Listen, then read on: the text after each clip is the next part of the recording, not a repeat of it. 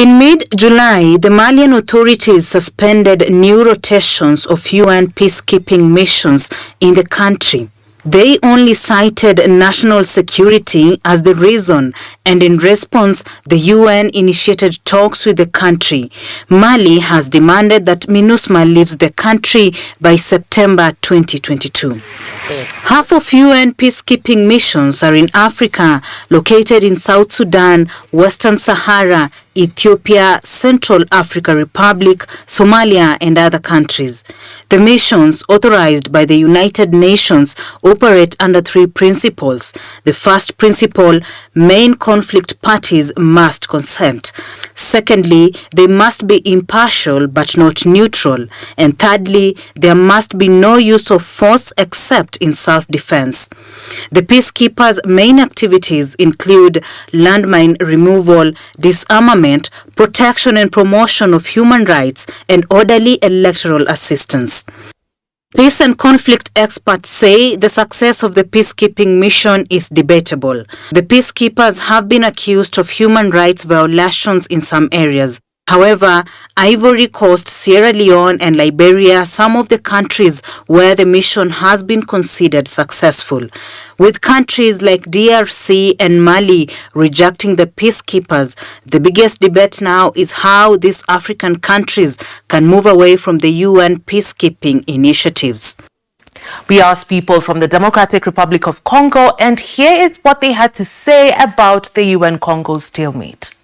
MONUSCO has failed miserably in DRC, in our country.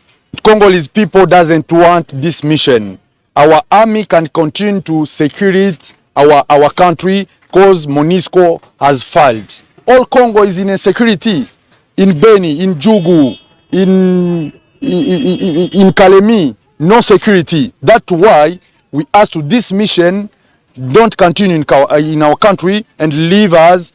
We can continue our security ourselves. MONUSCO is in Congo now is more than 20 years, and I think they didn't do the job very well, because they came for protecting people, civilian people in Congo, but this is not real, because people are still killed in Congo. Insecurity affects my life negatively.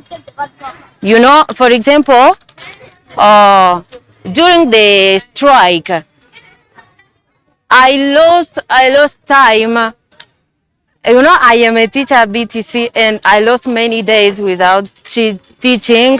Now, to understand these developments from the DRC and Mali, I'm now joined by security expert David Otto. Welcome to the show. Thank you, Ashira. Now, let's begin. What will be the implications of the UN mission withdrawing from the DRC after these events? Of course, you know, there are different levels of implication. One, for the UN, it will signal that they are losing the 21st century strategy in terms of peacekeeping.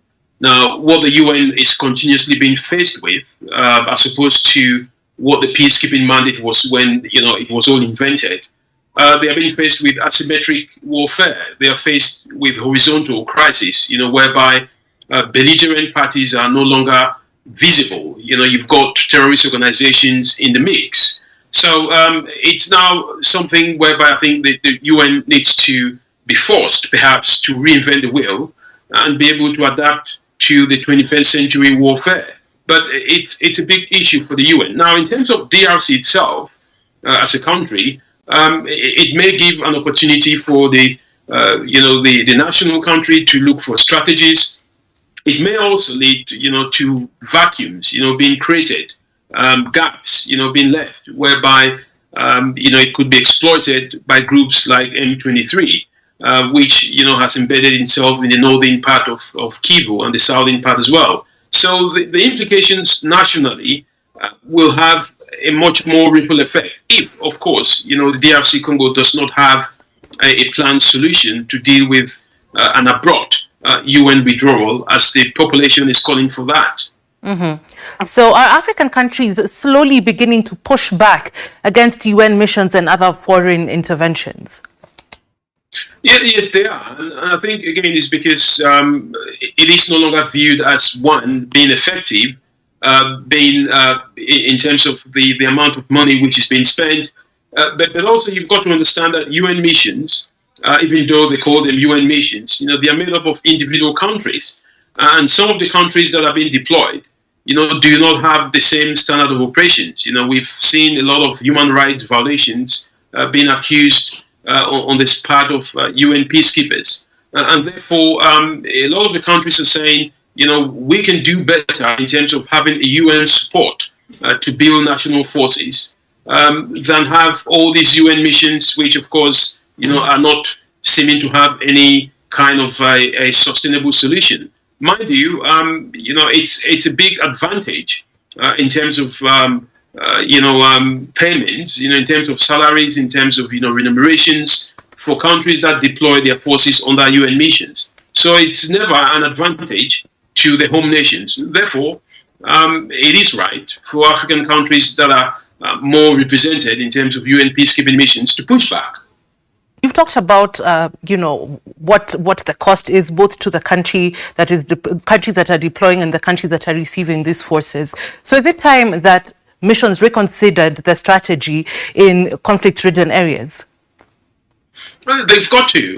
Again, as I did mention earlier on, the UN missions were meant to, be temporary missions, to kind of create a buffer, between belligerent parties. Most often, it was a very clear-cut, kind of, a conventional warfare whereby, the parties to a conflict, had very clear boundaries. But in the 21st century, we see much more terrorist organizations, we see more rebel groups, that are affiliated to terrorist organizations. So it's very, very, challenging for the UN to use the same structures because, of course, these structures are being overridden by these movements, and of course, they are much more exposed to the kind of attacks that we've never seen before. So it's almost coming to a point where people are asking, what is the end by date of these UN missions? If, of course, there is no level of adaptability, which, of course, we're not seeing on ground. So it's high time that the UN rethinks, on how to deploy these peacekeeping missions. It's no longer effective, in my opinion. Will MONUSCO leaving make any difference to the situation in the DRC? This is what the people are hoping. And of course, when MONUSCO does eventually leave, you find a situation where, you can have an opportunity for the home country to develop its own strategy. We've seen, situations in DRC whereby the governments have had meetings in Kenya, for example, with the Nairobi Accord. They've talked about bringing in regional forces, to help in the situation. So perhaps, with the help of the UN, not the UN peacekeeping mission, we can see some sustainability in terms of that regional composition. I believe that Africa needs to start looking inwards rather than looking outward. And it all begins with, DRC realizing that it has more of a role to play than reliance on, foreign countries, which, of course, are much more focused on their own national interests in most cases. Mr. Otto, thank you so much for those insights and your time. Very useful indeed.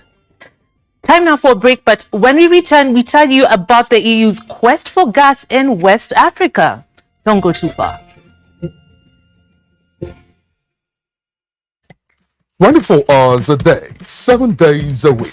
You can watch NTA International live on your TV, computer, iPad, tablet and phone. Log on to visiontv.co.uk and click on Entertainment, then NTAI. You can also download the iOS or Android app on your mobile devices to watch NTA International on the go, anywhere in the world. NTA International, your window to the world.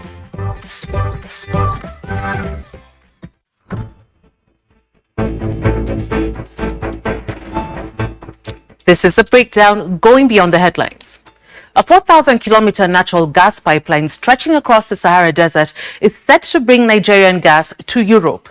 Algeria, Niger and Nigeria formalized the Trans-Saharan gas pipeline project to supply gas to Europe. The move by Europe is meant to reduce its dependence on Russian gas. Is natural gas Africa's new gold, and how does the continent stand to benefit? Mel Miendo explains. 3 countries, Algeria, Nigeria and Niger, are well on their way to cash in on the Trans-Saharan gas pipeline project. In July 2022, the countries signed a memorandum of understanding with the EU to revive the project that has been stalling since 2009. The EU has invested 13 billion USD. This is a move by the European Union to find alternative sources of oil and gas away from Russia, who have been supplying more than 40% of their gas. Africa, which holds only 7% of the global oil and gas reserve, is EU's first stop in their search for an alternative source. Nigeria, Egypt and Israel are some of the countries that the EU is courting to get supplies of gas and oil. Africa's natural gas reserve is at 620 trillion cubic feet. Nigeria produced the largest reserve at around 200 trillion cubic feet, which is equivalent to almost 3% of the proved global natural gas reserves. North Africa accounts for nearly half of the continent's total gas reserves, the highest from Algeria at 159 trillion cubic feet. Currently, Algeria is the main natural gas producer in Africa, followed by Egypt and then Nigeria. The International Energy Agency, IEA, has advised Africa to act quickly so as to profit from its large reserves of natural gas. Sound advice from the International Energy Agency, but how can Africa make good use of this opportunity? I'm joined by oil and gas governance consultant Ademola Henry Adigun. Welcome so much to the show. Now, there seems to be a rush for the African oil and gas.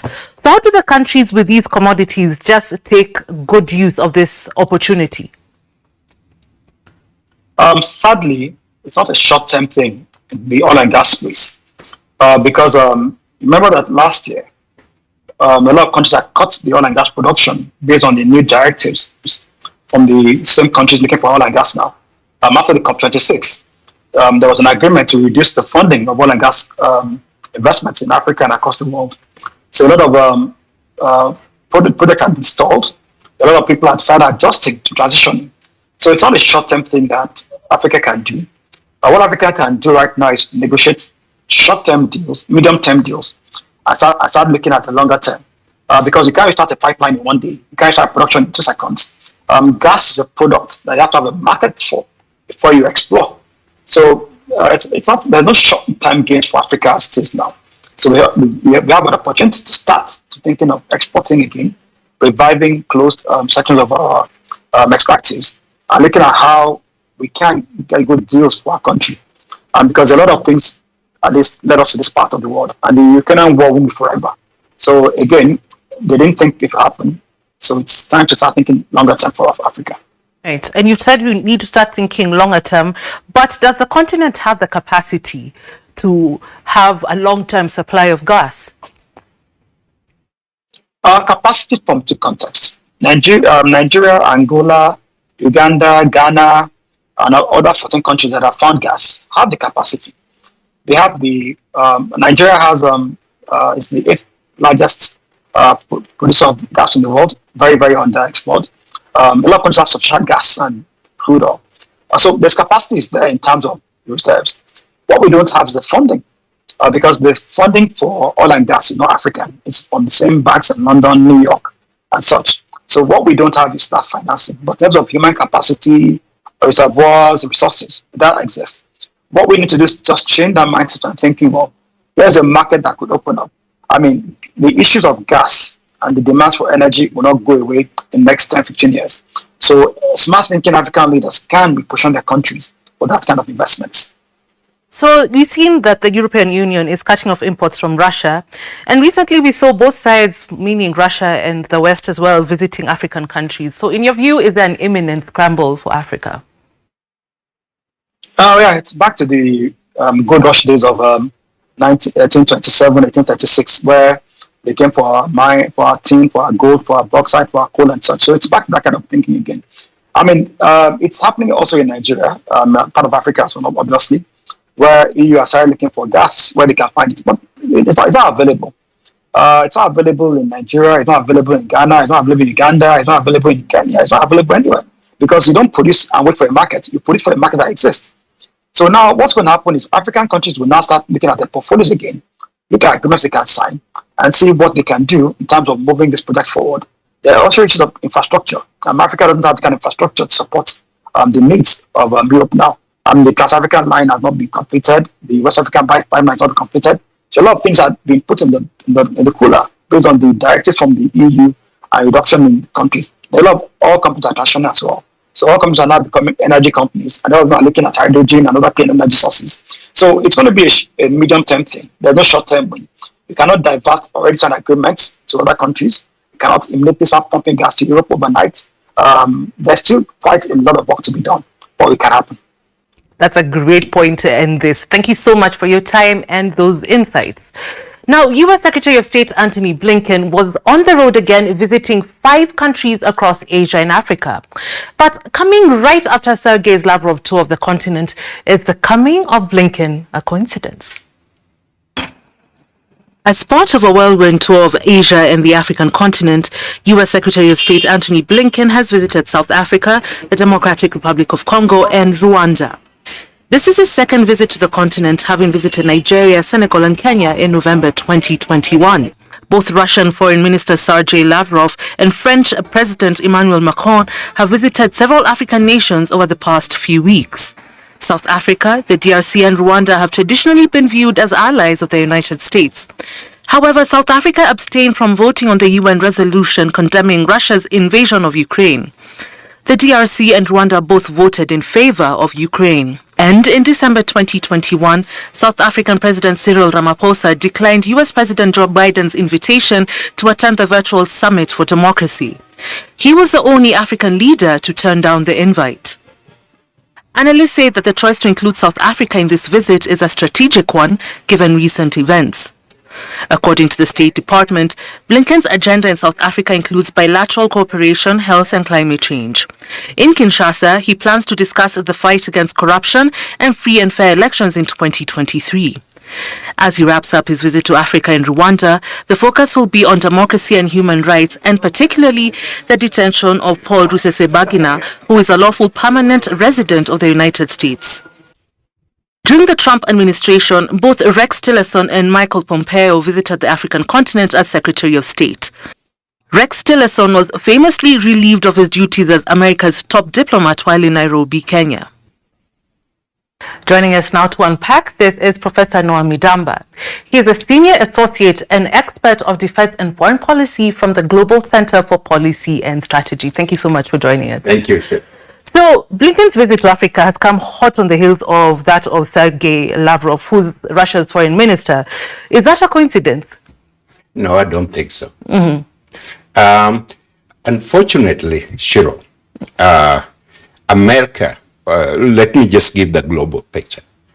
First, America is the preeminent power in the world right now and for the foreseeable future.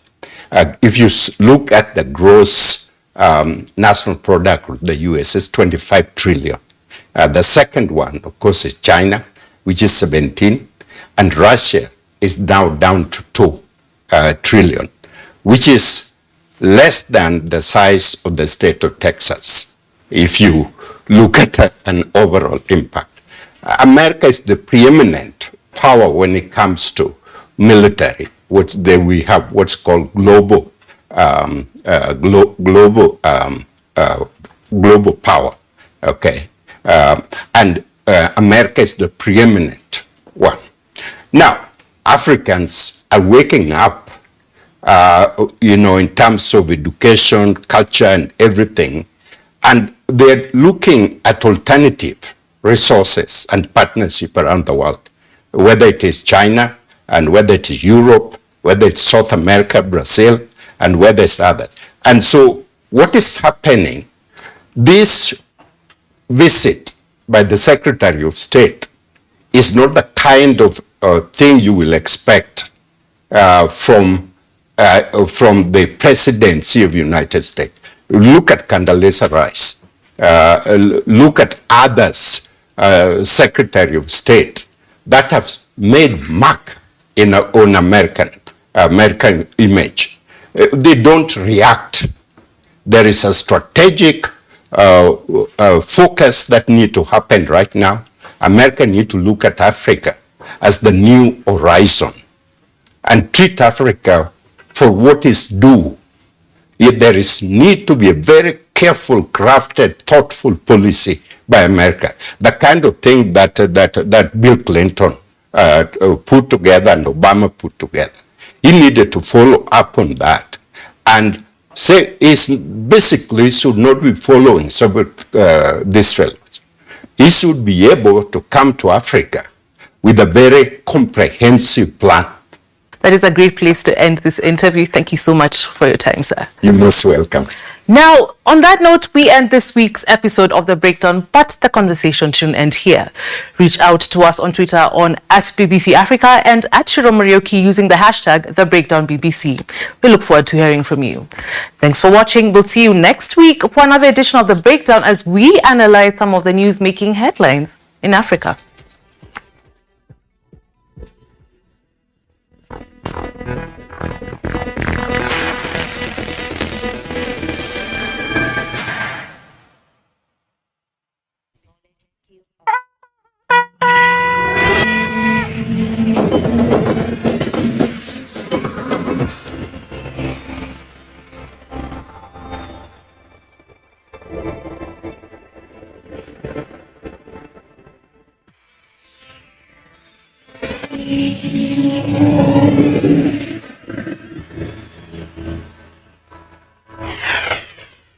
NTA, you can't beat the rich.